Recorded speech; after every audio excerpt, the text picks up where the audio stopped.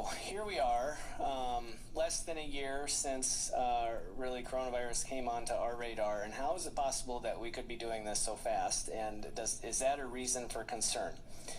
So I want to share a few reasons I think that we were able to do this so fast. First off, there was a whole lot of preclinical data about coronaviruses before coronavirus, this one, ever came around. We had SARS in the early 2000s and MERS in the 2010s. And they were potentially preparing to vaccinate for those diseases before they wilted away on their own. As we talked about, mRNA has been extensively studied as a mechanism for vaccines even before coronavirus. And I also think that, unlike ever before, we have seen an incredible willingness to share data across the whole globe. And in fact, we had the genetic sequencing for coronavirus shared from China to the United States on January 10th of this year. I'm not sure any of us even knew what coronavirus was at that point. Maybe we've seen a news article or something about something, on the other side of the world. But by the time we actually started to think about it here, the genetic sequence had already been shared with researchers in the United States who were already off to the races with mRNA vaccine development and other vaccine development. And so the U.S. government engaged in what's called Operation Warp Speed, which you probably heard about. They announced that program on May 15th. It was already kind of rocking and rolling at that point. Moncef Slaoui was, or is still heading up the program, and he was the head vaccinologist for GlaxoSmithKline, a huge vaccine producer worldwide. And, the guy behind the guy, Superman back here, has been involved from the get-go, so can't say enough about everything Dr. Fauci has done through all of this. But he has been deeply involved in the entire process as the director of the National Institute for Allergy and Infectious Disease. So when we think about vaccines, we usually think about this kind of linear process.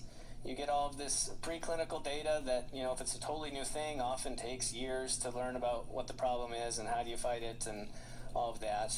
You might do a bunch of testing in animals to make sure that the vaccine is safe. But eventually you have these stop points where you have to review the data, and scientists review the data, and regulators review the data, and they make sure that this makes sense, that it seems safe, and that we're not skipping things.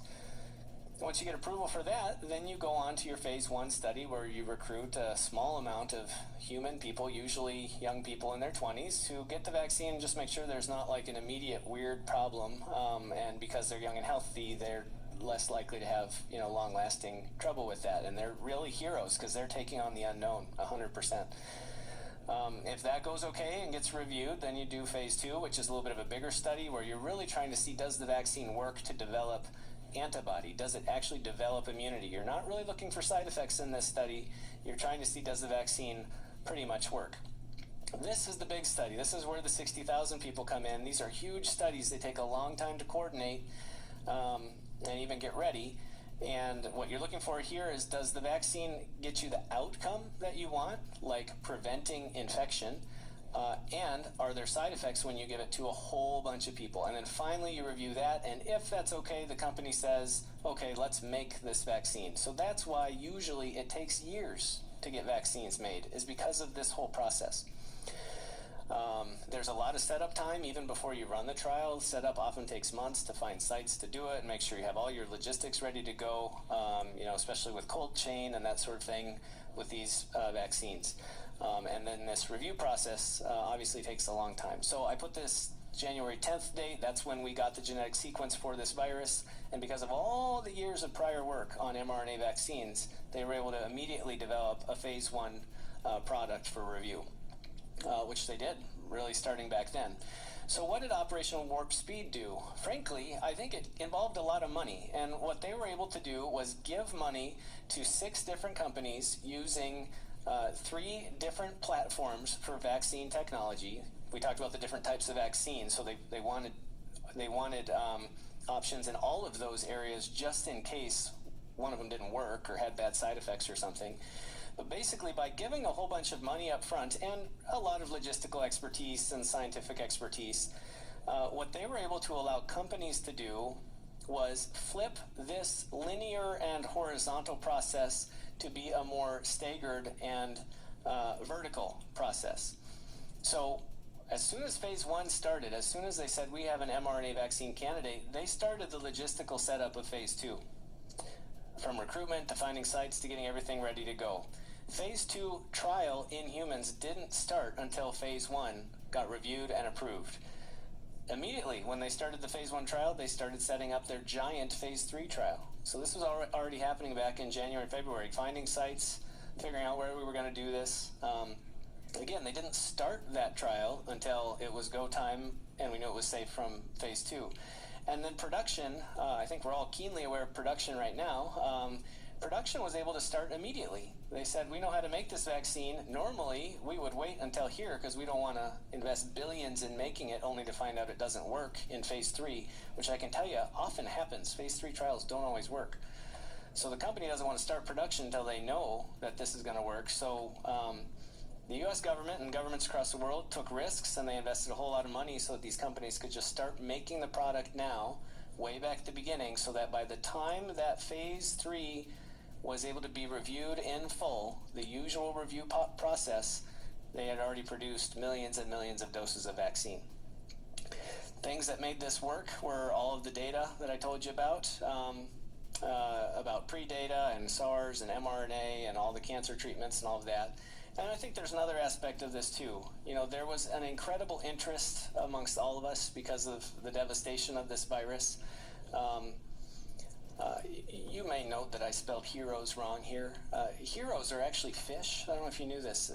A hero without any heroes, that's a type of fish. I don't think they probably had anything to do with this vaccine, but maybe through chaos theory somewhere along the way, these fish made a difference. But there's also the everyday heroes that took the time to be in vaccine trials, and we can't say enough about them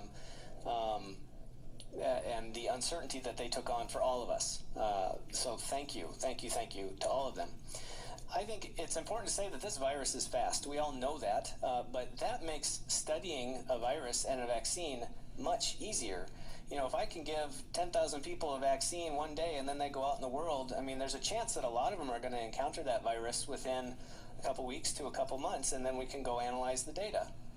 This is much harder in something like HIV.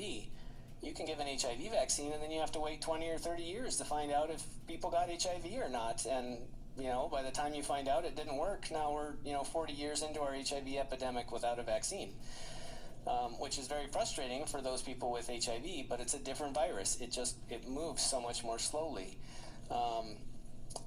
And this virus is very widespread right now. You know, if we were having no spread of coronavirus and we tried to run a vaccine trial, it would take forever to find out if the vaccine worked or not. So the fact that it is so widespread is actually what helped us get to some answers sooner.